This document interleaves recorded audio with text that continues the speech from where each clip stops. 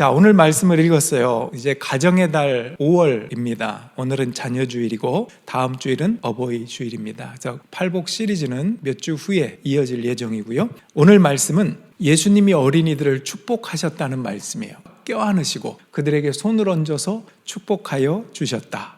그 당시는 어린이와 여자들은 숫자에 넣지도 않을 만큼 열악한 환경이었습니다. 오병이어 기적사건 아시죠? 예수님이 오병이어 기적을 베풀어 주실 때도 성경의 기록에 보면 5,000명이라고 했는데 그 5,000명의 숫자는 어린이와 여자를 제외하고 남자들만 센 숫자였습니다. 그런 시대의 문화적 상황에서도 예수님은 어린이와 여성들을 전혀 차별하지 않으셨어요.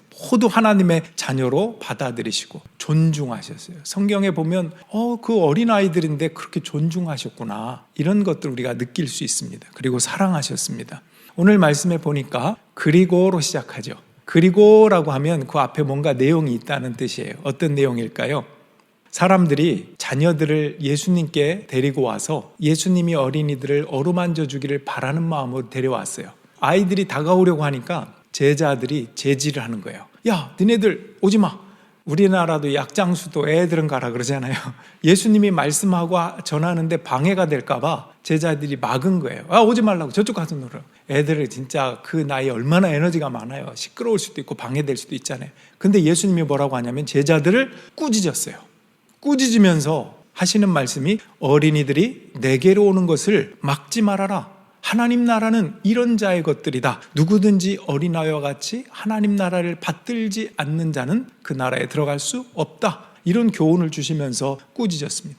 그리고 나서 이 말씀이 나오는 거예요. 그리고 예수께서는 어린이들을 껴안으시고 그들에게 손을 얹어 축복하여 주셨다. 여러분들 손을 내밀어서 아까 축복했는데 마음이 좋으시다 그랬죠. 저는 30대 때 그런 경험이 있습니다. 교회 안에 아이들 중에 정말 에너지가 넘치는 아이들이 많았어요. 그 아이들은 컨트롤이 안 돼요. 얘기를 해도 듣질 않습니다. 시끄럽고 얼마나 집중하지 못하는 건 둘째치고 너무 까불어가지고 다른 애들한테 피해를 주는 그런 아이들이 있었어요. 그럼 제가 혼을 내죠. 제가 혼을 내요. 근데 나중에 그 아이들이 몇 년이 지나서 어디 다른 데로 유학 갔다가 와가지고 인사한다고 와서 보면요, 얼마나 늠름하게 커 있는지 그 아이를 보는 순간 제가 어떤 마음이 들 것 같아요. 속으로 되게 미안하다. 그때 너무 까불었어도 그렇지만 좀 감정적으로 혼을 낸 것 같아서 미안하다, 그런 마음이 들어요. 잘 컸구나. 여러분도 혹시 그런 경험이 있습니까? 여러분의 자녀일 수도 있고 조카일 수도 있고 누군가 친구의 아들일 수도 있고 교회의 어떤 아이일 수도 있고 그렇잖아요.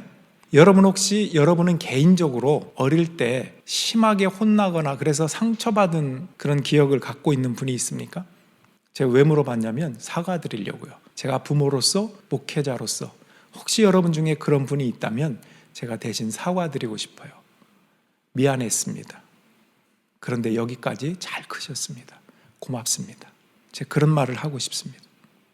또 한 가지, 여러분 중에 부모님과 살면서 불행했던 분이 있습니까? 난 참 불행했어. 그런데 그 불행했던 시절을 우리가 그 시간을 거꾸로 올라갈 수는 없어요. 그렇다면 어떤 해결 방법이 있을까? 다시는 그런 불행이 반복되지 않도록 어린이들, 여러분의 자녀를 축복하십시오. 어린이를 축복하는 것은 그의 미래를 축복하는 것이면서 동시에 나의 어릴 적 과거를 축복하는 거예요. 치유받는 것입니다. 나는 그렇게 받지 못했지만 여기 있는 어린아이를 사랑하고 축복하고 격려한다면 내 과거 또한 치유가 될 것입니다. 예수님께서 어린아이에 대해서 어떤 태도를 어른들이 갖고 있는가에 대한 강력한 말씀을 하신 적이 있어요. 얼마나 강력한지요. 제가 오늘 그림으로도 준비했으니까 차근차근 보시자고요. 아주 충격요법을 예수님이 쓰신 것 같아요. 먼저 읽어보겠습니다. 마태복음 18장 5절 6절 제가 읽어볼게요. 또 누구든지 내 이름으로 이런 어린이 하나를 영접하면 나를 영접하는 것이다. 나를 믿는 이 작은 사람 가운데서 하나라도 걸려 넘어지게 하는 사람은 누구라도 차라리 그 목에 큰 맷돌을 달고 깊은 바다에 빠지는 편이 낫다. 예수님이 어린이를 굉장히 존중하는 표현이 여기 두 번째 줄에 나오죠. 이런 어린이 하나를 영접하면 곧 나를 영접하는 거래요. 또 반대 표현을 보면 어린이 하나를 업신여기는 그 사람은 과거에 연자맷돌이라고 했어요. 그 연자맷돌을 목에 메고 바다에 빠지는 것 그것이 낫다 이렇게 표현할 정도였습니다. 우리 연자맷돌이 뭔가 제가 그림으로 준비했습니다. 한번 보세요. 자, 저게 연자맷돌인데 사람이 돌릴 수 있나요? 저건 짐승이 돌려야 돼요. 낙이나 말이, 소가 끌어야 돼요. 과거에 여러분 그 성경 구약의 기록에 보면 삼손이 블레셋에게 잡혀가지고 나중에 힘을 다 못 쓰고 할 때 저거 연자맷돌 끌게 했어요. 낑낑거리면서 저걸 끌고 눈 뽑히고 막 그랬던 저 연자맷돌이요. 저 둥그란 거 저게 아주 작은 건 300kg, 큰 거는 1톤. 근데 저거를 메고 바다에 빠진다. 어떤 의미죠? 결코 나올 수 없는 거예요. 그냥 끝인 거예요. 어린아이를 업신여기고 저주하고 그런 부모가 있다면 이걸 목에 달고 바다에 빠진 게 나을걸? 그 말은 야 부모, 네가 부모냐? 부모 없는 게 나아. 이런 뜻일 수도 있다는 거예요. 얼마나 놀라운 충격적인 말씀인지요. 그럴 만큼 어린이들에 대해서 어떻게 해야 되는가. 그러니까 이렇게 말씀하시는 거예요. 얘들아 잘 들어. 자녀는 너희 것이 아니야. 나의 것이야. 이렇게 말씀하시는 거예요. 우리 마태복음 18장 10절 읽어드리겠습니다. 너희는 이런 어린아이 하나라도 업신여기지 않도록 조심하라. 그들의 천사들이 하늘에 계신 내 아버지를 항상 뵙고 있다. 예수님이 영적으로 설명하신 거예요. 어린아이들의 수호 천사들이 늘 하나님을 뵐 정도로 어린아이들은 하나님의 깊은 관심과 보호 속에 있으니 어린아이들을 업신여기지 말아라. 나를 대하듯이 해라. 그러니까 하나님이 항상 관심 갖고 있는 아이를 부모라고 하는 이유로, 어른이라고 하는 이유로 함부로 대하면 안 된다. 그런 뜻입니다. 예수님은 그러면서 오늘 말씀을 보니까 어린이들을 껴안고 어루만져 주셨습니다. 여러분, 예수님은요, 우리 부모의 손길을 통해서 어루만져 주시길 원해요. 그래서 부모가 하나님의 손길을 대신 표현하면서 어루만져 줘야 돼요.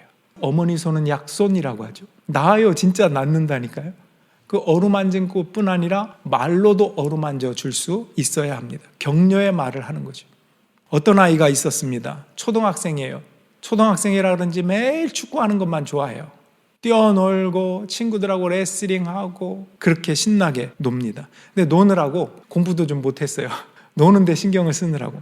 근데 이 아이가 초등학생이었다가 중학교에 가는데 무슨 바람이 불었는지 공부를 좀 했나 봐요. 늘 C를 맞던 아이가 A를 맞았어요. 그때 아버지가 이런 말을 해줍니다. 야, 너 공부하면 잘해. 안 하려고 해서 그렇지. 네가 공부하려고 하면 얼마나 잘하는 줄 알아? 이 말을 듣고 이 아이가 용기를 얻었어요. 더 열심히 공부해요. 제가 그 아이를 알아요. 오늘 와 있어요. 저 뒤에 아니고 요 앞에 있네요. 제일 앞에 서 있네요. 지금 접니다. 저는 아버지가 중학교 시절에 그렇게 격려 한마디 해주신 것이 그렇게 기억이 나요. 지금도. 성락이는 안 해서 그렇지 하려고 하면 되게 잘해. 이게 얼마나 큰 격려가 되는지 생각해보면 지나갈 수 있는 말이잖아요. 근데 그것이 기억이 날 만큼 격려가 되었습니다. 혹시라도 여러분 자녀가 C를 맞다가 A를 받아오면 어떻게 이야기해야 되죠? 야, 정말 잘했다. 열심히 했구나. 내가 기쁘네. 넌 얼마나 더 기쁘겠어. 이번에 시험이 쉬웠나 보다? 이런 거 안 됩니다. 뭐 잘못 먹었나 보지 이번에? 이런 거 얘기하시면 안 됩니다. 생각해보면 탕자가 돌아왔잖아요. 뭐 뉘우치고 돌아온 것도 아니에요. 먹을 게 없어서 죽게 생겼으니까 돌아왔어요. 그런데 아버지는 돌아왔다는 그 자체만으로 기뻐해주고 안아주고 껴안아주고 입 맞춰주고 잔치를 베풀어주고. 탕자가 뭐 잘한 게 있어요? 돌아왔다는 거 그거 하나. 장점을 하나 찾아가지고 없는 장점을 찾아가지고 껴안아준 거예요. 탕자 아빠는. 그게 부모라는 거예요.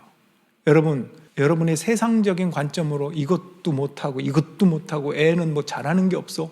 큰일 날 소리 하지 마십시오. 그 아이가 하나님의 자녀로서 잘하는 게 얼마나 많은데 여러분이 부족해서 찾지 못하고 발견하지 못할 뿐이지. 그래서 격려해 주지 못할 뿐이지. 그 아이들은 하나님 나라의 아이들이라고. 여러분에게 맡겨주신 하나님의 것이라고요. 여러분이 실력이 없어서 못 보는 것뿐입니다. 왜 그렇게 상처를 주십니까? 자녀들은 언제나 격려받아야 큽니다. 잘한 것을 찾아서 격려해 주는 것이 부모의 역할입니다. 그 늘 어루만져 주는 거예요. 손으로도 어루만져 주고 그렇게 말로도 어루만져 주는 거예요. 따뜻하게. 자녀가 태어났을 때 여러분 그 감사를 잃지 마십시오. 늘 어루만져 주세요. 예수님의 손이다 생각하고 어루만져 주세요. 우리는 자녀들이 듣지 않는다고 생각하는 곳에서도 계속 칭찬하고 격려해 줘야 돼요. 왜냐하면 듣고 있을 때가 있더라고요. 안 들릴 거라고 생각하고 부부가 얘기하는 소리를 다 듣고 있어요. 낱말은 새가 듣고 반말은 쥐가 듣는다. 우리나라 속담도 있죠. 근데 낱말이건 반말이건 아이들이 다 듣습니다. 그렇게 마음가짐을 가지세요. 저도 리니가 둘째 아이가 5살 때 생각이 나는데요. 벌써 14년 전 일인데 5살이면 어느 정도 꼬마인가요? 되게 꼬마죠? 커피를 좋아하는 집사님이 계셨는데 이제 커피를 좋아한다 이런 얘기들을 또 전화 통화하면서 얘기하고 그랬겠죠. 하루는 그 집사님에게 전화할 일이 있어 전화를 했는데 통화가 안 되는 거예요. 그래서 전화를 끊으면서 제가 집사님이 어디 가실 데가 없는데 어디 가셨나? 혼잣말로. 그런데 옆에서 리니가 하는 말, 맥도날드에 커피 마시러 가셨겠지. 이렇게 얘기하는 거예요. 5살짜리가. 생각해서 얘기한 게 아니라 듣고 하는 말이에요. 평상시에 제가 통화하면서 집사님 맥도날드 가셨어요? 커피 좋아하시는군요. 뭐 이런 얘기를 평소에 제가 하던 말을 듣고 하는 거예요. 유대인 격언에도 이런 말이 있습니다. 아버지가 집에서 한 말을 어린이가 밖에서 말한다. 여러분 따라합시다. 아이는 다 안다. 말을 안 할 뿐이다. 자, 또 따라합시다. 아이는 하나님 나라의 아이다. 이곳에 차일드 텍스 베네핏이라는 게 있죠. 전에도 잠깐 말씀드렸지만 이 차일드 텍스 베네핏은 특별히 이제 인컴이 좀 적은 가정에 차별적으로 그것을 주는데 일명 우유값이다 하는데 18세가 될 때까지 지급을 합니다. 저도 받았었어요. 근데 얼마나 은혜로운지. 사회복지적 개념이죠. 이게 어떤 개념인가? 자녀는 가정에 속한 아이일 뿐 아니라 우리 공동재산이다 이런 뜻으로 지원해 주는 거예요. 국가가 지원하면서 이 아이는 인류의, 캐나다라고 하는 나라의 국가 공동 재산으로서 공유 재산입니다 하는 의미에서 서포트해 주는 거예요. 그래서 내 자녀가 가진 재능은 더 이상 내 자녀나 내 가족만의 것이 아니라 함께 더불어 살아가는 모든 사람들을 위한 공적 재산이요 재능이다. 공개념의 의미가 있습니다. 우리 모두의 자녀라는 거예요. 예수님은 예수님에게 다가오는 어린이들의 머리를 쓰다듬어 주시면서 이 아이들이 하나님 나라의 공적 자산이다 가르쳐 준 셈입니다. 여러분의 자녀들은 여러분의 가정 안에 머물러 있지 않습니다. 앞으로 하나님 나라를 위해서 일하고 쓰임받는 귀중한 보화들입니다. 믿으십니까? 그러니 이런 말은 하지 마세요. 앞으로 나는 너만 보고 산다. 나 너 하나 믿고 버텨왔다. 엄마가 너 때문에 얼마나 힘든지 아니? 아빠가 얼마나 힘든 줄 알아? 그걸 핑계로 해서 그러니까 너희는 열심히 공부해야 되는 거야. 강요하지 마십시오. 그러니까 공로를 세우지 말라는 거예요. 부모는요, 아이를 위해서 그냥 수고하고 축복하고 철들기를 바라면서 기도해주고 기다려주고 이런 역할을 하는 거예요. 도와주고 감당하고. 여러분의 수고는 말하지 않아도 아이들은 알아요. 굳이 너 때문에 내가 얼마나 힘든지 이거 얘기 안 해도요, 아이들은요 대단해요. 낱말 반말 다 듣고 있고요, 속으로 혼자 생각해요. 때로는 내가 거기에 미치지 못하는 것 때문에 힘들어할 때도 있을 거예요. 그 아이들에 대고 뭐라 하지 마시고 그냥 축복하고 격려하고 사랑을 베풀어주고 너 때문에 행복하다, 이게 좋은 거예요. 그러니 부모된 여러분, 축복과 기도를 계속하십시오. 아이들 위해서. 때로 말을 안 들어도, 마음에 안 들어도 위에서 축복하고 격려하고 어루만져 주십시오. 마음에 안 들 때도 이런 축복받을 녀석 이렇게 얘기하라고요. 한번 해볼까요? 마음에 안 드는 일을 했어. 시작. 축복받을 녀석. 마음에 안 들 때도 축복받아야 될 자격이 있는 이유는 예수님이 그렇게 말씀하셨기 때문이에요. 감정 상한다고 막 쏟아보면 여러분 맷돌을 목에 매시기 바라요. 축복하고 기도하는 대로 아이들이 될 것입니다. 그리고 또 하나, 축복하고 기도하는 대로 여러분도 살 수 있어야 됩니다. 본을 받거든요. 아이들이 예전에 교통표어짓기 대회 최우상을 받은 표가 있어요. 저도 크면 아빠처럼 운전할래요. 모든 아빠들이 운전하다가 그 표를 보고 브레이크를 쓱 밟는 거예요. 너무 빠르네. 내 아이도 배우려라. 그러니까 애들한테 말만 하는 게 아니라 그 말한 대로 지키려고 나도 노력하는 것. 이것이 교육에 있어서 또한 중요합니다. 하나님 나라의 아이들을 맡아서 기른다. 우리 모교에 이덕주 교수님이라는 분이 있어요. 그 형님은 이현주 목사님이라고 또 유명한 분인데, 이덕주 교수님의 어머니가 했던 그 말씀이 있어서 제가 오랫동안 여운이 남습니다. 그분들이 어릴 때 어머니가 그랬대요. 하나님 나라의 아이들을 맡아서 기른다고 생각하니 두렵고 떨리더라. 이런 고백을 했대요. 멋있지 않습니까? 하나님 나라의 아이들을 맡아서 기른다니 두렵고 떨리더라.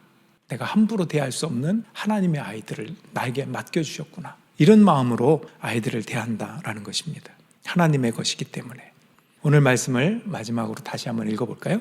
그리고 예수께서는 어린이들을 껴안으시고 그들에게 손을 얹어서 축복하여 주셨다. 아멘. 예수님의 축복이 여러분의 손과 언어와 행동을 통해서 그 축복이 아이들에게 갈 수 있는 여러분의 가정, 교회가 되길 주님의 이름으로 축복합니다.